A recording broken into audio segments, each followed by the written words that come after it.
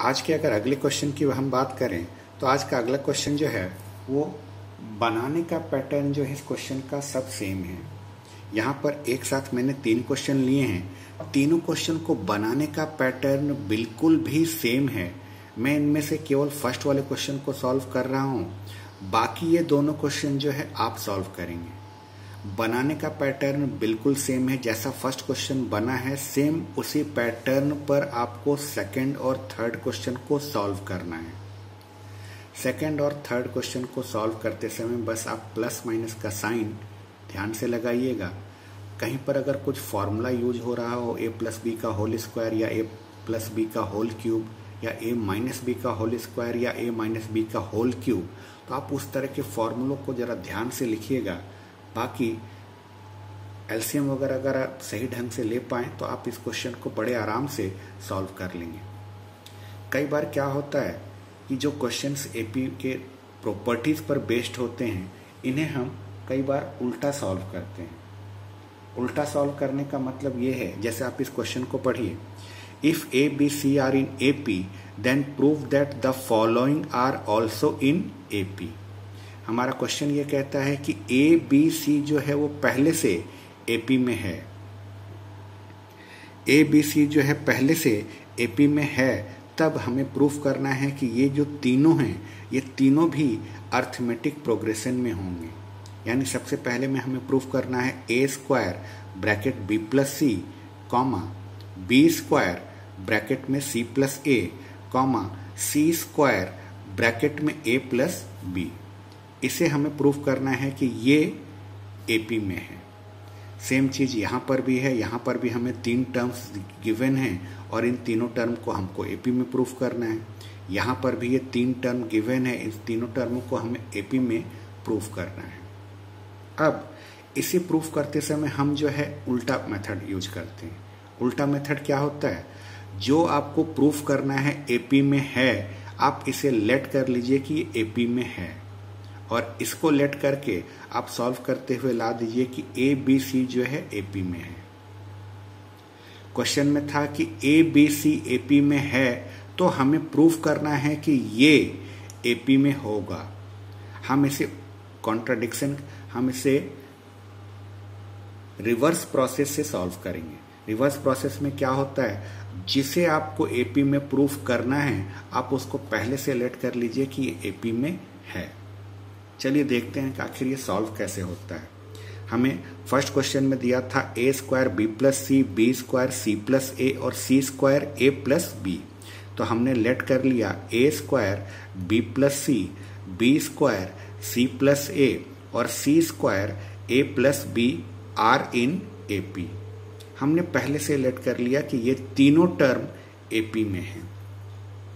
अब एक बहुत सिंपल सा चीज है, आपको ये पता होना चाहिए कि किसी भी अर्थमेटिक प्रोग्रेशन में आप कॉमन डिफरेंस कैसे निकालते हैं। कॉमन डिफरेंस निकालने के लिए आप अगले टर्म में से जस्ट उसके पिछले वाले टर्म को माइनस कर दें तो आपका कॉमन डिफरेंस आ जाता है। और पूरे एपी में आप ये कितनी बार भी कर लें, एक एपी में आपका कॉमन डिफरेंस हमेशा सेम रहता है। सेम इसी कॉन्सेप्ट को यहाँ पर यूज करना है। ये आपका फर्स्ट टर्म है, ये आपका सेकंड टर्म है और ये आपका थर्ड टर्म है। अब इसमें से अगर आप कॉमन डिफरेंस निकालना चाहें तो इस सेकंड टर्म में से फर्स्ट टर्म को माइनस करेंगे तो कॉमन डिफरेंस आएगा। इस थर्ड टर्म में से अगर आप सेकंड टर्म को माइनस करें तब भी कॉमन डिफरेंस ही आएगा और दोनों कॉमन डिफरेंस आपस में सेम होंगे। जब भी हम रिवर्स प्रोसेस यूज करते हैं तो उस रिवर्स प्रोसेस में इसी कॉमन डिफरेंस के फैक्ट को यूज करके हम आगे सॉल्व करते हैं।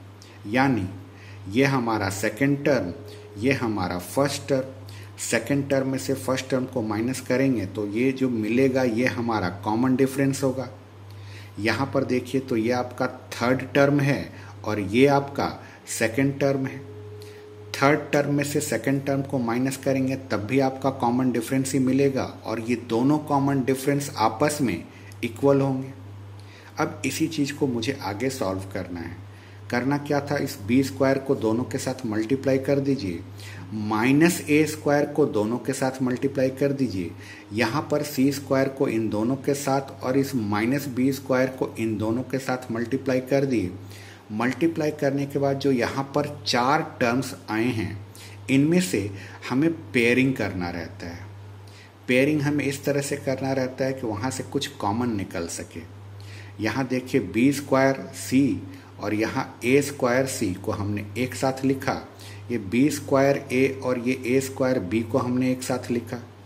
यहाँ पर सी स्क्वायर ए और ये बी स्क्वायर ए को हमने एक साथ लिया और c square b minus b square c को हमने एक साथ ले लिया। इन दोनों में से हमारे पास सी कॉमन निकल जाएगा तो ब्रैकेट में बी स्क्वायर माइनस ए स्क्वायर बचेगा। इन दोनों में से ए बी को अगर हम कॉमन निकाल लें, ए और बी को कॉमन निकालेंगे तो ब्रैकेट में आपका बी माइनस ए बचता है। सेम अगर आप इधर देखें तो इधर इन दोनों में से आप ए कॉमन निकाल सकते हैं तो यहाँ सी स्क्वायर माइनस बी स्क्वायर बचेगा और इन दोनों में से अगर आप बी सी को कॉमन ले लें तो ब्रैकेट में आपका सी माइनस बी बचेगा। ये बी स्क्वायर माइनस ए स्क्वायर को बी प्लस ए इंटू बी माइनस ए लिखा जा सकता है। बाकी ये तो हमारा वैसे ही था। यहाँ सी स्क्वायर माइनस बी स्क्वायर को सी माइनस बी और सी प्लस बी के फॉर्म में लिखा जा सकता है। लिखने से क्या होगा कि इस पूरे को अगर आप ध्यान से देखें तो b माइनस ए आपको यहाँ नज़र आ रहा है, b माइनस ए यहाँ पर भी नज़र आ रहा है। दोनों में से आप b माइनस ए को कॉमन ले सकते हैं। b माइनस ए कॉमन लेते ही आपके पास ब्रैकेट में b प्लस ए ये वाला पार्ट इंटू सी और यहाँ से केवल ए बी बचेगा। यहाँ पर अगर आप ध्यान से देखें तो c माइनस बी आप दोनों में से कॉमन ले सकते हैं, बचेगा c प्लस बी इंटू ए और यहाँ से बी सी। इसको अगर आप मल्टीप्लाई कर दें तो बी सी ए सी और ए बी आया। इसे भी जब आप मल्टीप्लाई करेंगे तो सी ए बी ए और बी सी आएगा। अब ध्यान से देखिए यहाँ पर 2 ब्रैकेट आपके पास हैं। ये जो ब्रैकेट है इस ब्रैकेट में जो भी लिखा हुआ है क्या वो यहाँ पर भी आपको नज़र आ रहा है? दोनों ब्रैकेट मल्टीप्लिकेशन के फॉर्म में है, यहाँ पर भी दोनों ब्रैकेट मल्टीप्लिकेशन के फॉर्म में है, जिसमें से ये सेकंड ब्रैकेट में जो लिखा है वो सेम है तो ये सेकंड ब्रैकेट कट जाएगा, बचेगा b minus A is equal to C minus B.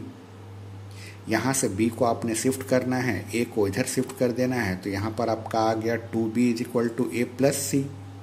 याद कीजिए अभी थोड़ी देर पहले हमने एक प्रॉपर्टी पढ़ी थी जिसमें हमने पढ़ा था कि अगर ए बी सी ए पी में है तो 2b is equal to a plus c होता है। मतलब उसका उल्टा भी सही है कि अगर 2b is equal to a plus c है तो इसका मतलब कि ए बी सी ए पी में है। इस क्वेश्चन में हमें स्टार्टिंग में दिया हुआ था कि ए बी सी ए पी में है तो इसे ए पी में प्रूफ करना था। हमने इसको ए पी में लेट करते हुए ये प्रूफ कर दिया कि ए B C he A P में है।